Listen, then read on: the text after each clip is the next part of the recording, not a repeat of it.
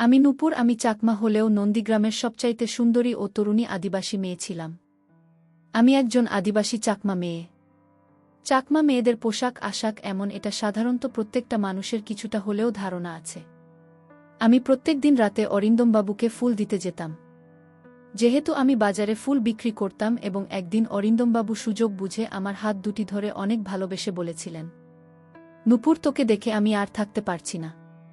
আমি অরিন্দমবাবুকে বলেছিলাম আমার বয়স হয়নি, আর আমার প্রেম করার বয়স হয়নি। ভালো, এটা কি জিনিস সেটা এখনও বুঝি না। কিন্তু অরিন্দমবাবু বললেন, আরে অনেকদিন থেকেই চেষ্টা করছিলাম তোর কাছে আসা, কিন্তু আমি ভয় পাচ্ছিলাম। তুই শুধুমাত্র একবার আমাকে একটা সুযোগ দিন। আমি বলেছিলাম, আমি আপনাকে কি সুযোগ দিব? আমার তো সুযোগ দেওয়ার বয়স হয়নি। এই বয়সে আমার সম্ভব না। আমি তো আপনার মেয়ের বয়স মাত্র 13 বছর বয়স আমার। কিন্তু অরিন্দমবাবু আমার কোনো কথা শোনেনি। তারপর প্রত্যেক দিন রাতের অন্ধকারে অরিন্দমবাবু আমাকে নিজের ইচ্ছামতো, অরিন্দমবাবু আমার পিছু ছাড়েনি, এবং আমি বাধ্য হয়ে পাগলের মতো তার কথা বিশ্বাস করে তাকে নিজের সব কিছু দিয়ে বসেছিলাম। অরিন্দমবাবু আমাকে দেখে বলেছিলেন, উপর, তুই চাকমা মেয়ে হলেও সবার চাইতে আলাদা, এবং তোকে দেখে তো যে কেউ তোর প্রেমে পড়ে যাবে। কিন্তু সাবধান থাকিস। যে কোনো পুরুষ মানুষের মিষ্টি কথায় পড়ে গিয়ে নিজের জীবনটা কিন্তু নষ্ট করিস না। এবং অরিন্দমবাবুর মিষ্টি কথাতেই আমি নিজের সবকিছু তাকে দিয়ে বসেছিলাম, কারণ আমি তার উপর অনেক ভরসা করেছিলাম। আসলে আমরা যেহেতু চাকমা ছিলাম, তাই আমরা শাড়ি পরতাম। আমাদের শাড়ি হাঁটুর উপর থেকে থাকত এবং আমাদের খোপায় ফুল থাকত। আমাদের সাজগোজ তাই কিন্তু এরকম। কিন্তু আমি চাকমা হলেও ভীষণ ফর্সা ছিলাম। তাই নন্দীগ্রামে প্রত্যেকটা পুরুষ মানুষ শুধুমাত্র আমার সৌন্দর্য দেখে আমাকে নিজের কাছে পাওয়ার জন্য সবাই পটানোর অনেক চেষ্টা করত। কিন্তু আমি কারো মিথ্যে প্রেমের জালে পড়েনি। আমি নিজেকে ধরে রেখেছিলাম। কিন্তু আমি যখনই অরিন্দমবাবুকে ফুল দিতে যেতাম, তখনই সে আমার দিকে তাকিয়ে থাকত। যেহেতু আমি ভীষণ ফর্সা ছিলাম, আমি তাকে অনেক ভালো মানুষ ভেবেছিলাম, কারণ উনার চোখের দিকে তাকালে একটা সততার আভাস পেতাম।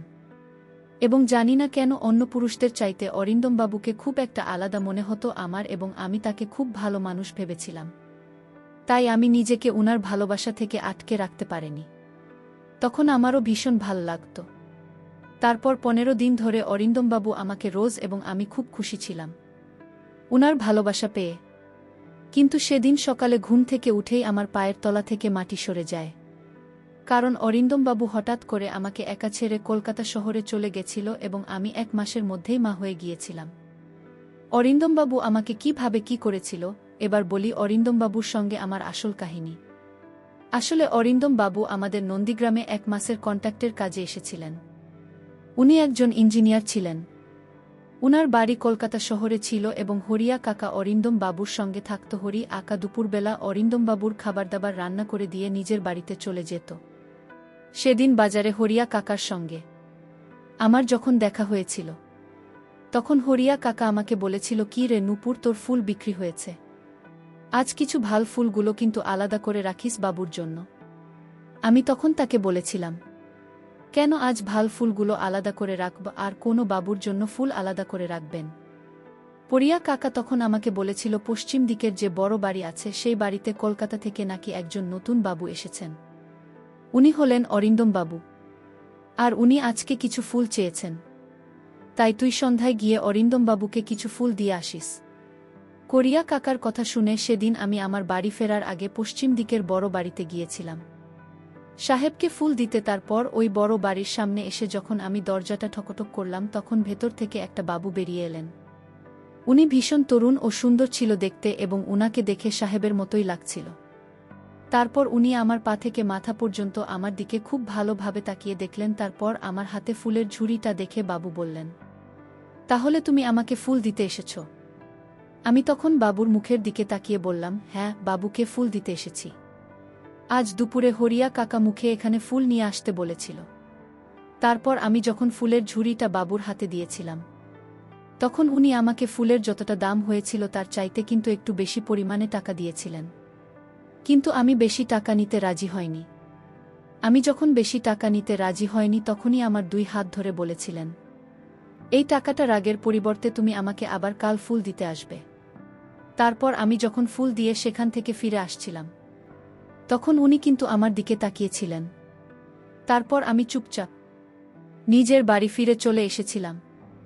এইভাবে প্রত্যেক দিন সন্ধেবেলায় নিজের বাড়ি ফেরার আগে আমি বাবুকে ফুল দিতে যেতাম। এইভাবে প্রায় ৩-৪ দিন হয়ে যাওয়ার পরে বাবুর সঙ্গে আমি বেশ কথা বলতে গেছিলাম। আসলে আমি খুব লাজুক প্রকৃতির মেয়ে ছিলাম। আমি প্রয়োজনের বেশি কথা কারো সঙ্গে বলতাম না। সেদিন সন্ধ্যাবেলায় যখন আমি বাবুকে ফুল দিতে যাই তখন উনি সেদিন আমাকে জানি না কেন ঘরের ভিতরে ডেকেছিলেন। এবং আমি যখন বাবুর কথা শুনি, ঘরের ভিতরে ঢুকে উনার হাতে ফুলের ঝুড়িটা দিয়েছিলাম।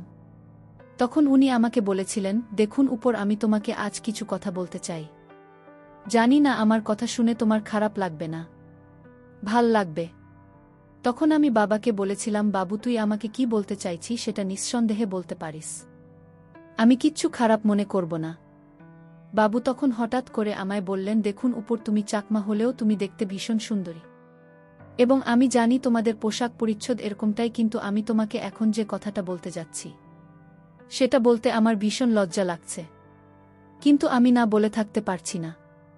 আসলে সৌন্দর্য দেখে অনেক পুরুষ তোমার জন্য পাগল হয়ে যাবে, তাই তুমি নিজেকে ঢেকে রেখো, এটা আমি কিন্তু তোমার ভালোর জন্যই বললাম।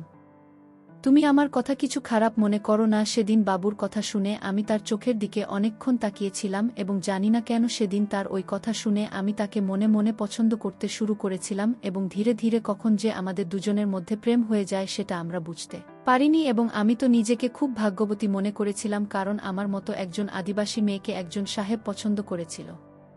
তারপর সেদিন সন্ধ্যায় যখন আমি বাবুর বাড়িতে ফুল দিতে যাই তখন বাবু আমায় নিজের ঘরের ভিতরে নিয়ে গিয়েছিলেন। তারপর আমি যখন বাবুর ইচ্ছেটা বুঝতে পেরেছিলাম, তখন আমি কিন্তু বাবুকে মুখ ফুটে বলেছিলাম যে, বাবু তুই যখন মরে বিয়ে না করবে ততক্ষণ কিন্তু আমি এসব কিছু করতে পারব না। আমি জানি তুই ওকে সত্যিকারের খুব ভালোবাসিস, কিন্তু এই সব ভালোবাসা স্বামী স্ত্রীর মাঝে হয়, কিন্তু আমি তো তোর স্ত্রী নেই, তাই যেদিন তুই আমাকে বিয়ে করবি সেদিন তুই পাবি। তারপর বাবু আর আমাকে কোনোদিনও সবের জন্য জোর করেনি।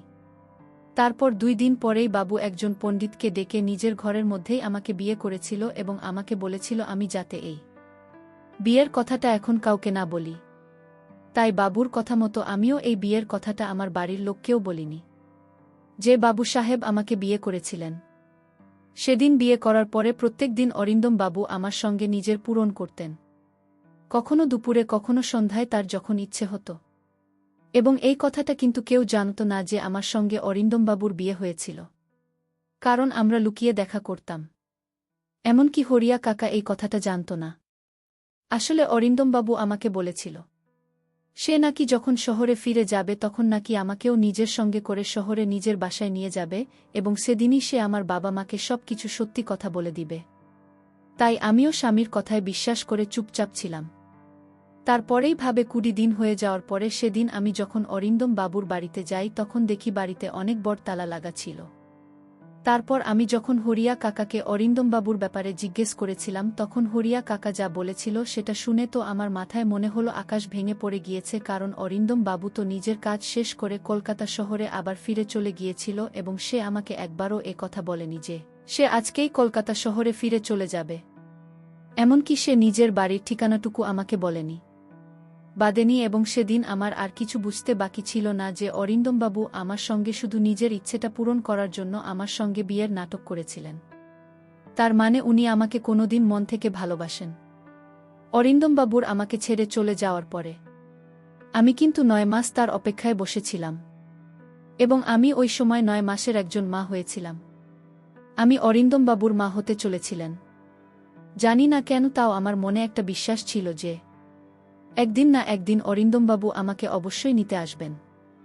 এদিকে গ্রামের লোকেরা তো আমার এবং আমার পরিবারের ঘুম হারাম করে দিয়েছিল। আমার জাতির লোকেরা তো আমাকে ও আমার বাবা মাকে জাতি থেকে বহিষ্কৃত করেছে। আমাকে সবাই কলঙ্কিনী বলে ডাক। তাও আমি চুপচাপ সবকিছু সহ্য করে এটাই ভাবতাম যে একদিন অবশ্যই আমার জীবনের সবকিছু ঠিক হয়ে যাবে।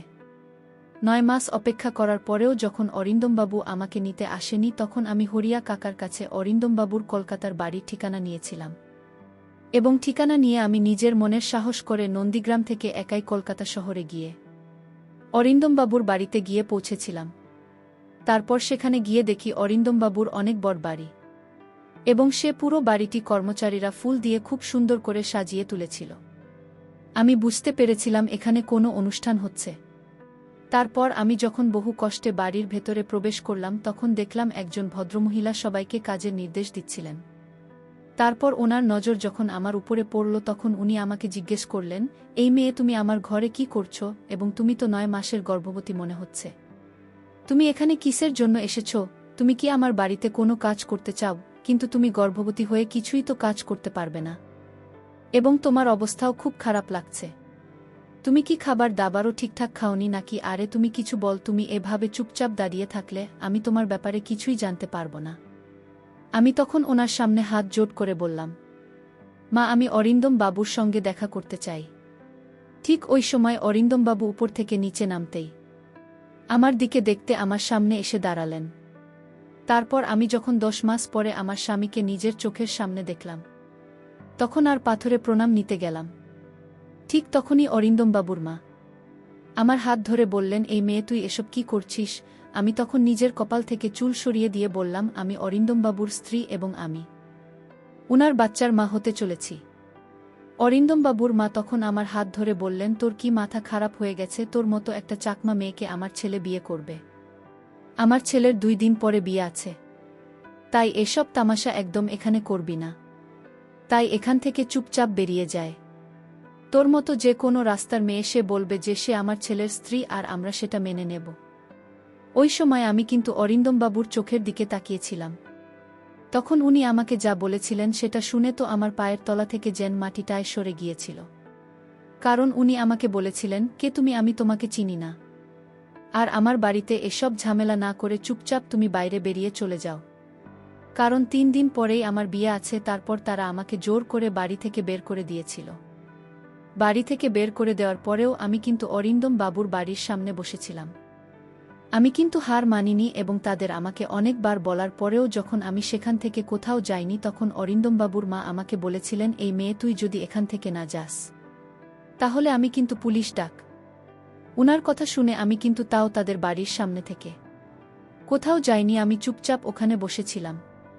তারপর অরিন্দম বাবুর মা যখন পুলিশ ডেকে আমাকে পুলিশের হাতে দিয়েছিলেন তখন আমি পুলিশকে কিন্তু সবকিছু সত্যি কথা বলতে বাধ্য হয়েছিলাম যে আমার সঙ্গে 10 মাস আগে অরিন্দম বাবুর সঙ্গে আমার বিয়ে হয়েছিল। তারপর পুলিশ যখন আমার অসুস্থ শরীর দেখে আমাকে একটা সরকারি হাসপাতালে নিয়ে যায়, সেই হাসপাতালের এক নার্স আমার অনেক সাহায্য করেছিল। এমনকি ওই সেবিকা পুলিশকে গিয়ে বললেছিল কিছুদিনের মধ্যেই কিন্তু আমার বাচ্চা হবে, এবং ওই বাচ্চার ডিএনএ ও অরিন্দমবাবু ডিএনএর সঙ্গে টেস্ট করলেই কিন্তু সব কিছু সত্যি কথা প্রমাণ হয়ে যাবে। তা সত্ত্বেও কিন্তু অরিন্দমবাবু আমাকে গ্রহণ করতে রাজি ছিলেন না। এমনকি অরিন্দমবাবু তো আমার সামনে পুলিশকে বলেছিলেন, আমার এই চাকমা মেয়েটাকে দেখতে ভাল লেগেছিল, তাই আমি তার সাথে রাত। তার মানে তো এই নয় যে আমি একজন চাকমা মেয়েকে নিজের বাড়ির বুক করব। তারপর পুলিশে যখন আমার কথায় বিশ্বাস করে অরিন্দমবাবুকে আমার সামনে তাকে জেলে ভরার হুমকি দিয়েছিল, তখন আমি পুলিশের পা ধরে বলেছিলাম, বাবু দয়া করে মোর স্বামীকে কোনো শাস্তি দেবেন না। ওটা মোর স্বামী, আমি আমার স্বামীকে কোনো কষ্ট দিতে পারব না। তা সত্ত্বেও কিন্তু অরিন্দমবাবু আমাকে গ্রহণ করতে রাজি ছিলেন না। আর এদিকে আমি তাও বিশ্বাস করে বসেছিলাম যে আমার ভালোবাসার জয় হবে এবং কাউকে শাস্তি দিয়ে নয়, তাকে ভালোবেসে তার মন জয় করা যাবে।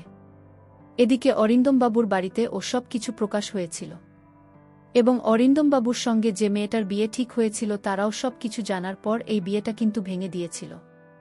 এদিকে আমি খেয়ে না খেয়ে অরিন্দমবাবুর বাড়ির সামনে পড়ে থাকতাম। তারপর সেদিন আমার যখন অনেক পেটে ব্যথা হয় তখন জানালা দিয়ে কিন্তু অরিন্দমবাবুর মা সব কিছু দেখছিলেন, এবং আশেপাশের কিছু মহিলা আমার খুব সাহায্য করেছিল।